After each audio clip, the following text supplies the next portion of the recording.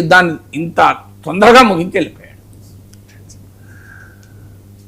ఇరాన్తో యుద్ధం ముగిసింది, శాంతి ఒప్పందం కుదిరింది, ఇక రష్యా ఉక్రెయిన్ యుద్ధాన్ని తేలుస్తాను అంటూ ఉన్నారు డొనాల్డ్ ట్రంప్. సార్, అమెరికా అధ్యక్ష ఎన్నికలకు ముందు కూడా ట్రంప్ ఇదే చెప్పారు, అధ్యక్ష బాధ్యతలు తీసుకున్న తర్వాత కూడా ఇదే చెప్పారు. ఉక్రెయిన్ రష్యా యుద్ధం స్టార్ట్ అయ్యి 4 సంవత్సరాల 4 నెలలు దాటింది సార్. సో ట్రంప్ ఈ యుద్ధాన్ని ఆపగలుగుతారా? ట్రంప్ చాలా చెప్పాడు, చాలా యుద్ధాలు ఆపుతున్నాడు. ట్రంపే యుద్ధాలు చేశాడు. ఇరాన్లో వార్ ట్రంప్ చేశాడు. దాదాపు యూరప్లో మీకు గ్రీన్లాండ్ విషయంలో డెన్మార్క్తో దాదాపు యుద్ధం వచ్చే పరిస్థితి, యుద్ధం రాకపోయినా యుద్ధ వాతావరణం ఏర్పడింది. కెనడాతో యుద్ధ వాతావరణం ఏర్పడింది. మెక్సికో కొలంబియాలతో ఘర్షణ పడ్డాడు. నైజీరియా పైన యుద్ధ విమానాలు వేరే దాడులు చేశాయి. హూతీల పైన యుద్ధం చేశాడు. సో ట్రంప్ జరిపిన యుద్ధాలు ఎక్కువ కదా, ట్రంప్ ఆపింది తక్కువ, చేసింది ఎక్కువ. ఇరాన్తోనే ఏమీ చేయలేను, ఇప్పుడు రష్యాని ఆపగలడు నాకు చెప్పండి. ఇప్పుడు తాలిబాన్లతో పోలిస్తే ఇరాన్ స్ట్రాంగ్. తాలిబాన్లకే వేల తర్వాత అన్ని పారిపోయింది అమెరికా సైన్యం. ఇక ఇరాన్తో గెలుస్తుందని నేను మొదలు చెప్తున్నాను. ఇప్పుడు ఇరాన్తోనే చేయండి, రష్యాతో ఏం చేయగలుగుతున్నా చెప్పండి. సో రష్యాను ఏం చేయగలుగుతారు? రష్యా ఇది ట్రంప్ భాషలో చెప్పాలంటే one of the powerful nations in the world కదా. స్టిల్ మిలిటరీలీ, ఎకానమీ రీత్యా నీకు పాత సోవియట్ యూనియన్ లేకపోవచ్చు, మిలిటరీ రీత్యా లేకపోవచ్చు, కానీ స్టిల్ రష్యా ఇది one of the leading military powers. So మరి రష్యా ఏం చేయగలుగుతాడు? ఇలా ఉక్రెయిన్ భూభాగాన్ని 20% రష్యా ఆక్రమించుకున్నది. ఏం చేస్తుంది ట్రంప్? బహుశా ఇక్కడ కూడా నేను ఇరాన్ దగ్గర లొంగిపోలేదా, నువ్వు రష్యా దగ్గర లొంగిపో చెప్తాను. ఉక్రెయిన్ నేను ఇరాన్కు సరెండర్ కాలేదు, నువ్వు సరెండర్గా ఇదివరకు అయిపోయింది, కొత్తగా లేదు. Russia is a very big power, దాంతో పెట్టుకోవద్దు, పెట్టుకుంటే మిగిలవు, ఆపే యుద్ధం అన్నాడు జెలెన్స్కీని. వైట్ హౌస్లో జెలెన్స్కీని ఎట్లా అవమానించారో చూశాం కదా. అందువల్ల ఉక్రెయిన్ వారు ఏం చేయగలుగుతాడు? సో ఏం చేశాడు? ఇప్పుడు మళ్ళీ ఇక స్ట్రేట్ ఆఫ్ హార్మోజ్ ద్వారా ఆయిల్ పరవళ్ళు తొక్కుతుంది కనుక రష్యన్ ఆయిల్ పైన ఆంక్షలు విధిస్తా అన్నాడు. ఇది కొత్తనా? మీరు ఇరాన్ విషయంలో మీరు ఏ రకమైన మిస్టేక్ చేశాడో రష్యా విషయంలో కూడా అదే మిస్టేక్స్ ట్రంప్ చేశాడు. ఏమనుకున్నాడు ట్రంప్? రష్యన్ ఎకానమీ కొలాప్స్ అవుతుంది అనుకున్నాడు.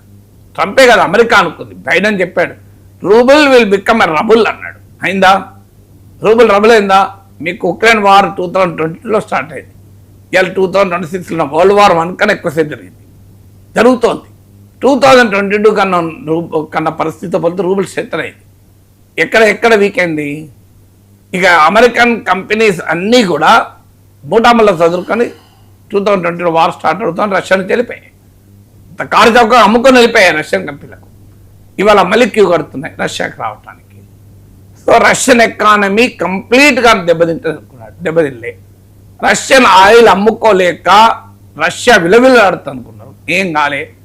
భారతదేశం కూడా చాలా కాలం పాటు అమెరికా మాట వినకుండా, యూరోప్ మాట వినకుండా రష్యన్ ఆయిల్ మనం కొన్నాం, చైనా కొన్నది మనం కొన్నాం.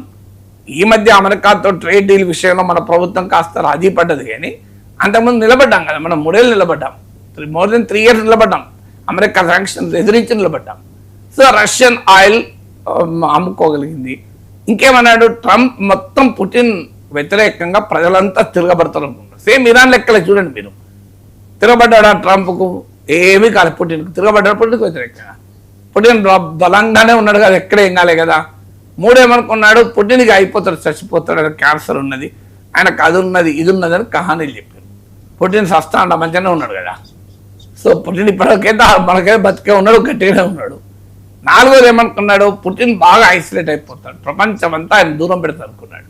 ఎవరు దూరం పెట్టారు? మన మోడీ పుటిన్ ఎంత క్లోజో మనం చూసాం. So Trump and Russia China బాగా క్లోజ్ అయింది ఈ వార్ తర్వాత. ఆఖరికి రష్యా మిడిల్ ఈస్ట్తో కూడా బ్రహ్మాండమైన సంబంధాలు పెట్టుకున్నది. ఈవెన్ ఇరాన్ వార్లో కూడా రహస్యంగా ఇరాన్ రకరకాల సాయం చేసింది. ఇరాన్ ఎక్కడ పుట్టిన ఎక్కడ ఐసోలేట్. యూరోప్ అమెరికా ఒక్కడు అన్నాడు తప్ప ఎవరు పట్టించుకుంటున్నాడు? పుట్టిన ఐసోలేట్ అయ్యడం కాలేదు. సో మీరు ఎక్కడ చూసినా చూడండి, అఫ్కోర్స్ పుటిన్ క్యాలిక్యులేషన్లో ఫెయిల్ అయినాయి. పుటిన్ ఏమనుకున్నాడంటే ఉక్రెయిన్ వారం రోజులు 15 రోజుల్లో క్లోజ్ చేస్తా అనుకున్నాడు. సేమ్ ట్రంప్ లాగానే. ఈ స్ట్రాంగ్ లీడర్స్ అంతా ఇలాగే అనుకుంటారు, తమను మించిన లేడు, తాము భగవంతుడి అంశ లేదా భగవంతుడి కన్నా గ్రేట్ అనుకుంటారు, వీఆర్ గ్రేటర్ దెన్ గాడ్ అనుకుంటారు. ఈ స్ట్రాంగ్ లీడర్లు అందరికీ ఉండే సైకాలజీ. సో సో పుటిన్ కూడా ఏమనుకున్నాడు 1-2 వీక్స్లో నేను ఉక్రెయిన్ మింగేస్తాను అనుకున్నాడు. ట్రంప్ సేమ్ ఏమన్నాడు ఇరాన్ వార్లో 2-3 వీక్స్ అంతే అన్నాడా లేదా? సో ట్రంప్ కూడా ఫెయిల్ అయ్యాడు. ట్రంప్ ఫెయిల్ అయ్యాడు, పుటిన్ కూడా ఫెయిల్ అయ్యాడు. పుటిన్ ఏం సాధించాడంటే ఏం లేదు. నీకు 4 ఏళ్ల తర్వాత కూడా ఈ కాంట్ విన్ ఓవర్ ఉక్రెయిన్ భూభాగం 20% ఆక్రమించవచ్చు, కానీ ఉక్రెయిన్ అయితే ఓడించలేకపోయాడు కదా. అమెరికా మిలిటరీ మద్దతు తగినా కూడా ఓడించలేకపోయాడు. That is the age of the modern age. అర్థం కావాలి, మిలిటరీ సొల్యూషన్స్ ఉండవు అన్నిటికీ.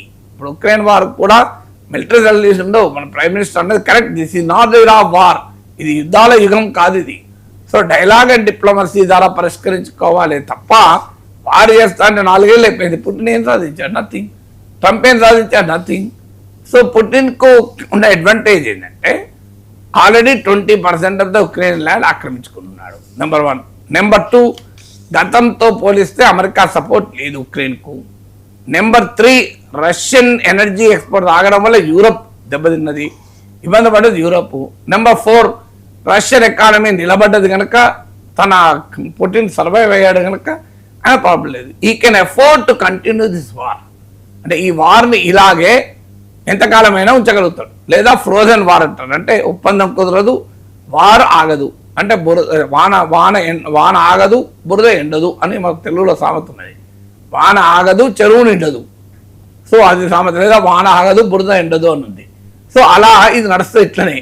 సో దానికేం నష్టం లేదు, పుటిన్కేం నష్టం లేదు. ఈ ఎంజాయ్ ద స్టేటస్ కో, నష్టం జెలెన్స్కీకి, నష్టం ఉక్రెయిన్కు. సో స్టేటస్ కోని ఎంజాయ్ చేస్తూ రష్యా ఉంటుంది.